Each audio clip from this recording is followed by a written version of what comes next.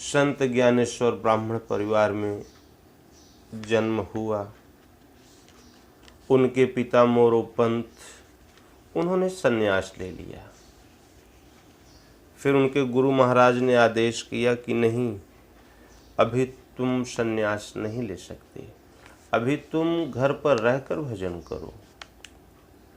तो गुरुदेव के आदेश से वो पुनः घर पर आ गए, घर रहकर भजन करने लगे। तो उस समय जो व्यवस्थाकार थे उन्होंने वो अधर्म अधर्म कहना शुरू कर दिया।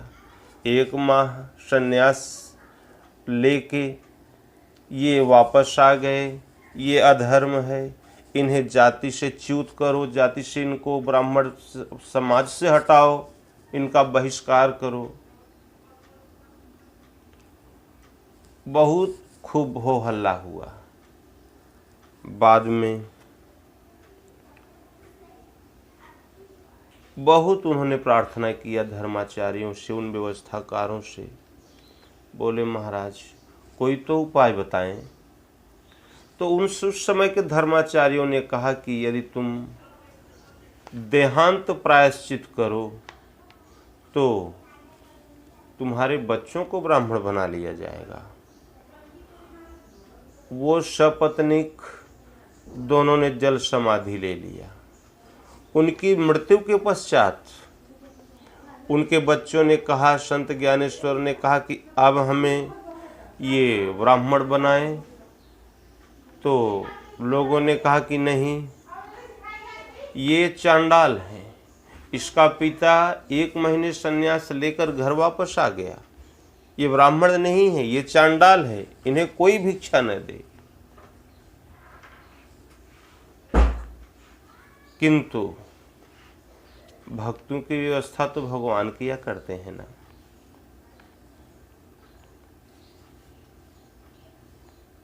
वही बच्चे निवृत्तिनाथ, ज्ञानेश्वर, सोपान देव और उनकी एक बहन मुक्ताबाई, ये महाराष्ट्र के सबसे प्रसिद्ध संत हुए।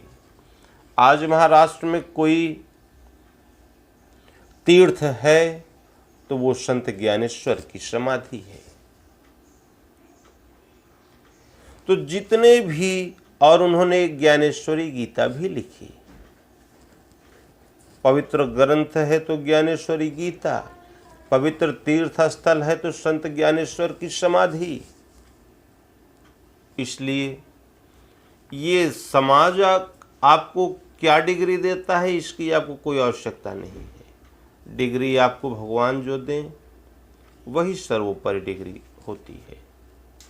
हमारे परम पूज्य चित्रकूट अनुसुईया के परमहंस महाराज कहा करें हो, संसार तुम्हें एक स्वर से साधु कहे, एक स्वर से संत कहे, एक स्वर से प्रणाम करे, और भगवान तुम्हें स्वीकार न करे तो बेटा रोने को आंसू नहीं पाओगे। और भगवान तुम्हें स्वीकार कर ले तो ये संसार चाहे जो कह दे, चाहे पंडित जी कहे चाहे भाण कहे, उससे तुम्हें कोई लेना देना नहीं है। इसलिए सभी का एकमात्र कर्तव्य है कि संसार के सम्मान में न पड़ें, इसमें न उलझें, केवल भगवान को प्रसन्न करने का ही साधन ढूंढें। भगवान कैसे प्रसन्न हो, भगवान कैसे प्राप्त किए जा सकें, हम क्या करें कि भगवान हम पर प्रसन्न हो, बस वही आपको करना है। यदि साधक मान सम्मान में उलझ गया, प्रणाम आशीर्वाद में उलझ गया, तब तो हो गई भगवान की भक्ति। इसलिए सममान निरादर आदर ही सब संत सुखी विचरंती मही। कोई आदर करे, कोई निरादर करे, उससे क्या लेना देना। संत इससे हटकर, इससे कोई फर्क उन्हें पड़ता ही नहीं, वो अपने भगवान में ही मस्त रहते हैं। इसलिए खूब नाम का जाप करो, सर्वत्र से श्रद्धा समेट लो, एक भगवान के चरणों में लगा दो। भगवान जो आदेश करें बस उन्हीं के आदेश का पालन करना, यही साधक का कर्तव्य होता है, यही साधक का धर्म होता है। तो जब भगवान का स्वरूप बताया, भगवान शिव ने बताया कि बिनु पग चलहि सुनहि बिनु काना, बिनु कर कर्म करहि विधि नाना, आनन रहित सकल रस भोगी, बिनु वाणी वक्ता बड़ जोगी, तन बिनु परस नयन बिनु देखा, गहहि घ्राण बिनु वास असेखा। भगवान ने कह दिया कि वो पैर है नहीं लेकिन चलते हैं, कान नहीं है लेकिन सब कुछ सुनते हैं। आपके मन में विचारों क्या विचार उत्पन्न हो रहे हैं, वो विचारों के उठने के पहले भगवान जानते हैं कि तुम क्या सोचने वाले हो। और तन बिनु परस, शरीर नहीं है लेकिन सबका स्पर्श भगवान करते हैं। नयन बिनु देखा, आंखें नहीं हैं लेकिन तुम क्या कर रहे हो क्या नहीं कर रहे हो ये सब कुछ भगवान देख रहे हैं। वो उसमें देते हैं ना, कहीं कहीं हमने देखा है कि वो लोग लिखे हुए रहते हैं, कहते हैं कि मुस्कुराइए, आप कैमरे की नज़र में हैं। तो ये संपूर्ण संसार ये उन्हीं कैमरे की नज़र में है। भगवान का कैमरा ये सर्वत्र चलता रहता है, उनके कैमरे से कोई अछूता नहीं है। भला बुरा जो भी करो, आज का आपका कर्म ही कल का आपका भविष्य करके भगवान प्रदान कर देते हैं। लो बेटा यही तुमने किया था, यही भोगो। बढ़िया किए हो तो बढ़िया भविष्य लो, बुरा किए हो तो बुरा भविष्य लो। वो कहीं नहीं जाता। गेंद है ना, उसको दीवार पर फेंको तो उसकी क्या प्रतिक्रिया होती है, दीवार से टकराएगा फिर आपके पास आ जाएगा। इसी प्रकार हमारा कर्म होता है, हम कर्म करते हैं वो फिर हमारे पास ही आना है, उसको वही भाग्य के रूप में वापस आना है। जितनी गति से फेंकेंगे उतनी गति से आना है उसको। इसलिए कर्म एक आराधना जेहि विधि रीझे राम, मनुष्य नर विविध कर्म अधर्म बहुमत, शोक प्रत सब त्याग हूँ, विश्वास करि कह दास तुलसी, राम पद अनुराग हूँ। इसलिए कर्म एकमात्र है, भगवान के चरणों में प्रेम, भगवान का भजन, भगवान का नाम, भगवान का स्मरण, भगवान का सुमिरण। और उसके अतिरिक्त जो भी आप करते हो वो भगवान ने कहा कि अर्जुन अन्यत्र लोकोयम कर्म बंधन है। इसके अतिरिक्त जो कुछ भी है वो केवल संसार में बांध के रखने का उपाय मात्र है, कर्म कदापि नहीं है। इसलिए भजन करो। आप ऑनलाइन हैं, कैमरे की निगाह में हैं, बढ़िया कर्म करो भैया। क्यों हम बुरा करके बुरा फल लें, बढ़िया करके बढ़िया फल न ले लें। तो इसलिए किंतु ये जब हम भजन करने निकलेंगे तो कोई न कोई व्यवधान सामने आते ही हैं। वो व्यवधान नहीं होते, वो भगवान की कृपा होती है। माया में हैसियत नहीं है कि वो भक्तों के सामने भक्तों का कोई बाल भी बांका कर सके, भक्तों के सामने कोई वो परिस्थिति उनके विपरीत वो उत्पन्न कर दे। भगवान ही अपने भक्तों को आजमाया करते हैं कि बेटा कितने पानी में है। जैसी अवस्था होती है वैसी विभूतियां भगवान प्रदान करते चले जाते हैं। तो भगवान का स्वरूप भगवान शिव ने जो बताया, तो फिर हम ध्यान कैसे करें भगवान का, जब वो बिना नेत्रों के, शरीर है ही नहीं, आँख है ही नहीं, कान है ही नहीं, कुछ है ही नहीं, तो हम भगवान को देखें कैसे।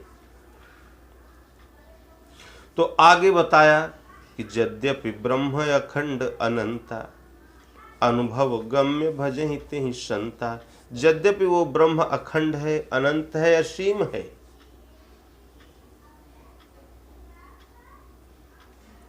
किंतु जो भगवान के भक्त हैं भगवान के शरणागत हैं, भगवान का नाम जप रहे हैं, वो अनुभवों के माध्यम से उन परमात्मा को, उन भगवान को, उनका भजन करते हैं। तो वो अनुभव हमको कैसे प्राप्त हो, उस अनुभव की जागृति हमको कैसे हो, जिससे हम भगवान का भजन कर सके। तो सुमरिय नाम रूप बिनु देखे, आवत हृदय स्नेह विशेखे। नाम का जाप आरंभ करें, खूब श्रद्धा से, खूब भक्ति से नाम का जाप आरंभ करें। ओम ओम खूब जपें। राम जपते हो तो राम राम खूब श्रद्धा से, खूब प्रेम से जपें। जहां आपकी डोर भगवान से लगी, भगवान आपके हृदय में आ जाएंगे, आपका मार्गदर्शन करने लगेंगे, आपको चलाएंगे, फिराएंगे, उठाएंगे, बैठाएंगे, भजन सिखाएंगे, भजन कराते हुए ले जाएंगे और अपने स्वरूप में विलय कर लेंगे। तो भगवान का भजन करने का एकमात्र साधन है प्रेम, श्रद्धा, भक्ति, नाम का जाप और सर्वभाव तज भजन। सब संपूर्ण सब कुछ त्याग कर, मोहि परम प्रिय सोई। जो सब कुछ त्याग कर मेरा भजन करता है वो मुझे परम प्रिय होता है। इसलिए एक सेठ जी का भजन में इतना मन लग गया कि जो दुकान वो चला रहे थे वो सब बैठ गया। भजन में मन लग गया तो फिर ये संसार में कहाँ उसका मन लगेगा। दुकानदारी सब चौपट हो गई। अब घर वाले लगे काँव काँव करने। बोले यार तुम ही तो एक कमाने वाले थे, बच्चे कैसे भरण पोषण इनका हो, कैसे जीवन यापन हो परिवार का। तो बनिया पहुंचा गुरु महाराज के पास, बोला महाराज जी ये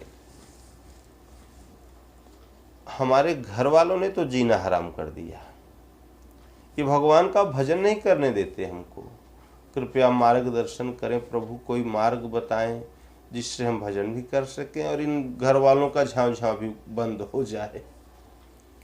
तो गुरु महाराज ने कहा कि कहीं दुकानें खोल ले अपना, टेढ़ी सोचिए जैसी भी हो, अपना खोल ले एक दुकान, बैठ वहां पर। गुरु महाराज का आदेश हुआ तो उसने भी एक ऐसे गली में दुकान खोला जहां किसी का आना जाना था ही नहीं, भूल कर भी जहां आदमी नहीं पहुंच पाता था वहां जाकर दुकान खोल लिया, घर वालों के संतोष के लिए। घर वाले कम से कम ये समझे कि नहीं सेठ अब कुछ कर रहा है। लेकिन भगवान की माया, भगवान की व्यवस्था, वो क्षेत्र भर का ग्राहक सब उसी की दुकान पर। बोले यार एक विश्वास जम गई लोगों में। बोले यार सेठ के पास 5 साल का बच्चा भेज दो, सेठ गलत सौदा नहीं दे सकता। एक साख जम गई, एक विश्वास फैल गया, एक पूरा जितने क्षेत्र भर के थे सब ग्राहक उसी की दुकान पर। अब वो सुबह से दाढ़ी चलाना शुरू करे, सुबह से तौलते तौलते शाम को रात हो जाए। तो रात में जब शाम को जब छुट्टी पावे, शटर वो उसको बंद करे, उसके बाद लोटा उठावे, भागे अपना इधर नदिया की तरफ शौच क्रिया करने। तो एक झाड़ी में अपना बैठ जाए, फिर उसके बाद भजन में शौच क्रिया भी करते जाए, अपना नाम भी जपते जाए, अपना बैठ के खूब राम राम राम राम खूब जपे। तो एक दिन यही उसकी नित्य क्रिया हो गई। प्रतिदिन ऐसा जब उसकी खुमारी पूरी हो जाए तो फिर अपना घर वापस आवे, जो सूखा रूखा रखा रहे वो अपना खा पी ले, फिर भगवान का स्मरण करते हुए अपना सो जाए। यही रोज का उसका प्रतिदिन का वो हो गया नियम। तो एक दिन वो अपना बैठ के राम राम जप रहा था तो हनुमान जी उधर से निकले। बोले बनिया की जात, यही समय इसको मिला था नाम जपने का, अरे दिन भर क्या करता है, तो भगवान का नाम भी अशुद्ध कर रहा है। तो हनुमान जी ने कहा कि इसको थोड़ी नसीहत दे दें, इसको बता दें। तो धीरे से उसको ठोका, अरे बनिया वो बनिया अपना लगा रहा, राम राम राम राम राम राम राम राम अपना जप रहा था। कोई उसको उसका प्रभाव, उसका असर ही नहीं हुआ। हनुमान जी ने सोचा कि यार ये हमने इसको फिर थोड़ा एक लात फिर मारा,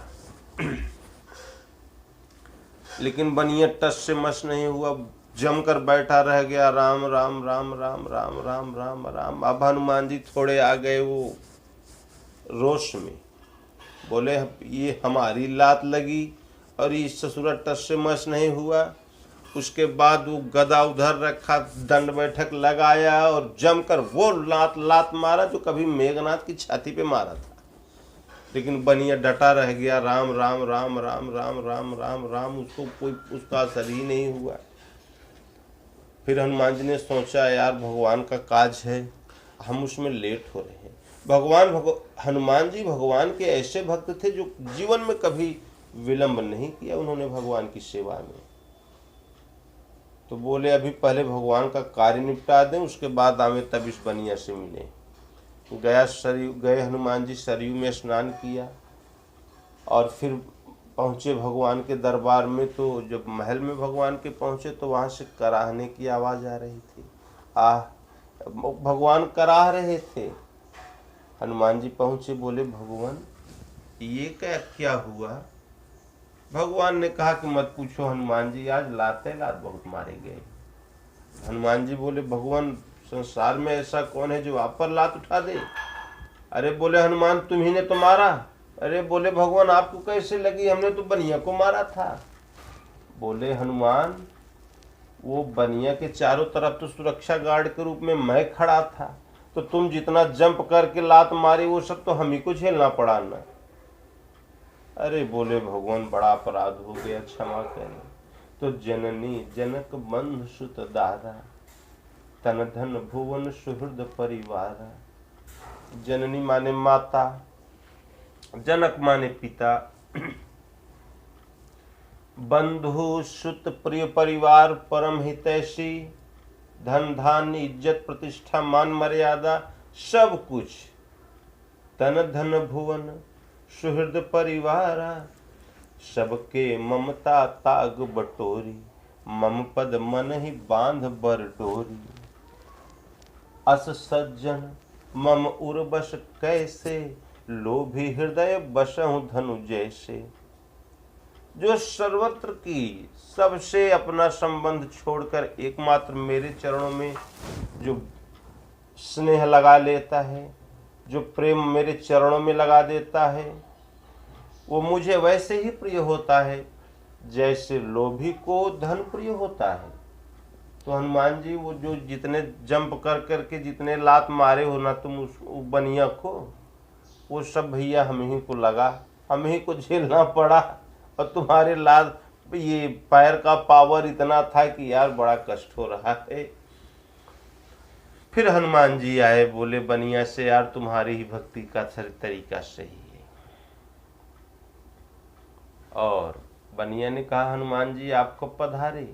बोले अभी आए थे, लाते लात मारत रहे, नहीं देखे कार्य। बोले भगवान हमें खुद पता ही नहीं, भला आप आते मैं उठ के प्रणाम आपको न करता, भला ऐसी धृष्टता हमसे कैसे होती। तो भैया इसलिए भगवान का भजन करने के लिए कोई स्थान पवित्र नहीं होता। हमारे गुरु महाराज परम पूज्य चित्रकूट अनुसुईया के उन्होंने वो कहें कि जब हम शौच करने के लिए जब बैठे तो भगवान में मन लग जाए, घंटे 2 घंटे 4 घंटे बैठे रहे, फिर उसके बाद उठकर पानी के पास जाए। तो इसलिए जागत सोवत चलते फिरते, जागत सोवत शरण तुम्हारी, तुम ही छाड़ी गति दूसर नाही, राम बसहु तिनके उर्माही। जिसको भगवान के को छोड़कर किसी दूसरे का भरोसा नहीं है, भगवान उसी के पास रहा करते, उसके हृदय में वास करते हैं। इसलिए भगवान का भजन करने के लिए कोई स्थान पवित्र अथवा अपवित्र नहीं होता। कैसे भी रहो, किसी भी स्थिति में रहो, भगवान का नाम जाप करते रहो। और फिर संत ज्ञानेश्वर, ये सबसे बड़ी जो साधकों के सामने समस्या आती है वो सामाजिक व्यवस्था की। ऐसे रहो, ऐसे बैठो, ऐसे उठो, ऐसे चलो, ऐसे करो, इसकी व्यवस्था। लेकिन भगवान के जितने भी भगत हुए हैं उन्होंने कभी न वेद पढ़ा, न कभी पुराण पढ़ा, न कोई पूजा की विधि उन्हें प्राप्त हुई। वो केवल अपना भगवान में ही मस्त रहा करें। केवट जासु छाह छुई ले ये सींचा, राम भक्ति करता सुन रेखा। राम भक्ति की रेखा ही नहीं थी। माता सबरी कोल भील कोल किरात परिवार में जन्मी, क्या उसको क्या पता रामायण क्या होता है, गीता क्या होती है, वेद पुराण क्या होते हैं। भगवान के जितने भगत हुए कभी वेद पुराणों का उन्होंने अध्ययन किया ही नहीं। निषाद राज, भगवान ने सबको उतार दिया।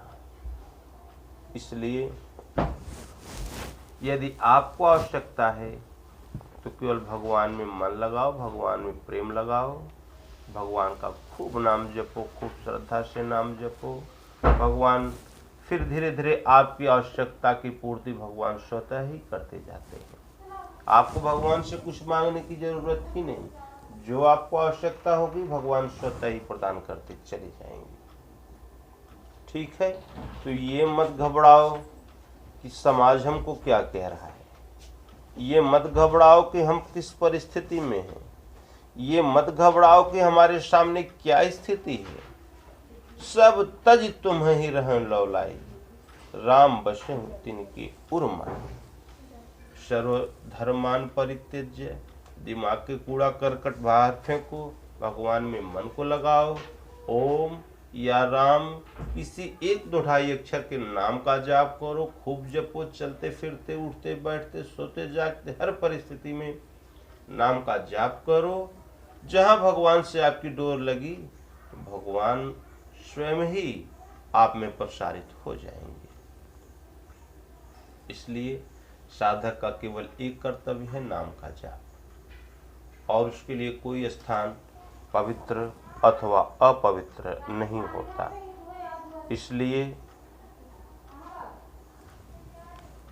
सुमरिय नाम रूप बिनु देखे, आवत हृदय स्नेह विषेखे। खूब नाम जपो, खूब धीरे धीरे भगवान का रूप हृदय में जागृत हो जाएगा। उसके बाद फिर रूप देखो ना, फिर रूप का ध्यान करो ना। फिर रूप की जागृति के बाद भगवान ने कहा, अर्जुन ईश्वरः सर्वभूतानां हृदय अर्जुन तिष्ठति, भ्राम्यन् सर्वभूतानि यंत्रारूढ़ानि माया। अर्जुन, ईश्वर सभी भूत प्राणियों के हृदय देश में निवास करता है, तो इतना समीप है तो हम लोग देखते क्यों नहीं। भगवान ने कहा कि माया रूपी एक ऐसा यंत्र है जिसमें आरूढ़ होकर लोग भ्रमवश भटकते रहते हैं, चक्कर लगाते रहते हैं, इसलिए नहीं देख पाते। तो इसलिए किंतु हम इसको छोड़ नहीं सकते। इन विकारों से हम मुक्त नहीं हो पा रहे हैं, तो क्या इन विकारों में रहते हुए कोई उपाय नहीं है जिससे हम भगवान का भजन कर सकें। भगवान कहते हैं, है भैया, कुछ भी मत त्यागो, जो करते हो सब करते रहो, केवल नाम का जप आरंभ करो। नाम जप से ये भगवान जब जो तुम्हारे हृदय में बैठे हुए हैं, ये उपद्रष्टानुमंता च भर्ता भोक्ता महेश्वरः परमात्मेति चाप्युक्तो देहेस्मिन् पुरुषः परः। ये भगवान उपद्रष्टा रूप में आपके हृदय में विराजमान है। उप का अर्थ होता है अत्यंत समीप, दृष्टा का अर्थ होता है देखने वाला। अत्यंत समीप बैठकर आपके हृदय देश में बैठकर ये सब देख रहे हैं, क्या काला सफेद कर रहे हो, ये सब भगवान देख रहे हैं। किंतु जहां हमारी श्रद्धा से डोर भगवान से लगी, भगवान का थोड़ा सा भी नाम जप आरंभ किया तो वही भगवान अनुमंता के रूप में हो जाते हैं। वो अनुमति प्रदान करने लगते हैं, आदेश देने लगते हैं, ये बेटा ये करो, ये मत करो, ये सही है, ये गलत है, अब देखो ये विघ्न आने वाला है, इसका ये निवारण है। वो अनुमंता के रूप में हो जाते हैं। वही भगवान जो आपके हृदय देश में विराजमान है। फिर थोड़ी और अवस्था उठी, नाम जब कुछ और आगे बढ़ा तो फिर भरता, आपका भरण पोषण भगवान स्वयं करेंगे। आपको क्या आवश्यकता है ये आपको बताने की आवश्यकता नहीं है, वो भगवान की जिम्मेदारी है। भगवान स्वयं आपकी व्यवस्था, जो आवश्यकता होगी वो व्यवस्था भगवान स्वयं करते रहेंगे। फिर भोक्तारम यज्ञ तपसम, फिर उसके बाद आगे की अवस्था जब आई तो यज्ञ जप तप जो कुछ भी करते हो वो सब भगवान का। इसलिए फिर इसके बाद सबसे उन्नत अवस्था होती है साधक की महेश्वर। वो परम पुरुष परम परमात्मा में स्थित हो जाता है, वो शिव स्वरूप में हो जाता है। वही आज भजन आरंभ करने वाला साधक धीरे धीरे वही शिव स्वरूप में स्थित हो जाता है। इसीलिए गोस्वामी तुलसीदास जी ने कहा कि वंदे बोधमयम नित्यम गुरुम शंकर रूपिणम यमास्त्रितो ही वक्रोपी चंद्र सर्वत्र वंद्यते। मैं उन गुरु महाराज के चरण कमलों की वंदना करता हूँ जिनके आश्रित हो जाने पर बोधमय नित्य और वंदे बोधमयम नित्यम गुरुम शंकर रूपिणम, जो शिव स्वरूप में स्थित महापुरुष हैं, मैं उन गुरु महाराज के चरणों की वंदना करता हूं जिनके आश्रित हो जाने पर टेढ़ा चंद्रमा भी सीधा प्रकाश प्रदान करने वाला होता है। तो इसलिए शिव आदि योगेश्वर भगवान शिव और योग प्रदाता भगवान शिव, बाद में वही योग, वही अविनाशी योग योगेश्वर भगवान श्री कृष्ण ने दिया, महर्षि पतंजलि ने दिया, योग सूत्रकार वही हैं। तो इन सभी महापुरुषों ने योग का जो स्वरूप बताया, ये शरीर की क्रिया प्रतिक्रिया, टेढ़ा करो, सीधा करो, पैर ऊपर कर लो, सर नीचे कर लो, ये शारीरिक कोई आपको समस्या है तो उसके लिए ठीक है। किंतु जो योग का जो सिद्धांत बताया, जो भगवान शिव ने बताया, भगवान कृष्ण ने बताया, प्रत्येक अध्याय के अंत में आपको मिलेगा ब्रह्म विद्यायाम योग शास्त्रे श्री कृष्ण अर्जुन संवादे। तो यही गीता भी एक योग शास्त्र है। महर्षि पतंजलि ने उसी योग को बताया। योग है क्या? योग चित्त वृत्ति निरोध है। तो इसलिए योग का सही स्वरूप तो इन्हीं महापुरुषों ने दिया। तो उन महापुरुषों ने जो आदेश दिया उसी का पालन करते जाना, यही हमारा धर्म है, यही हमारा कर्तव्य है। और सभी योग का मूल है भगवान के नाम का जाप। खूब नाम जपो, खूब ध्यान धरो, और एक परमात्मा के अतिरिक्त संसार में और कुछ भी शाश्वत है ही नहीं। एकमात्र सत्य है तो भगवान, उन्हीं की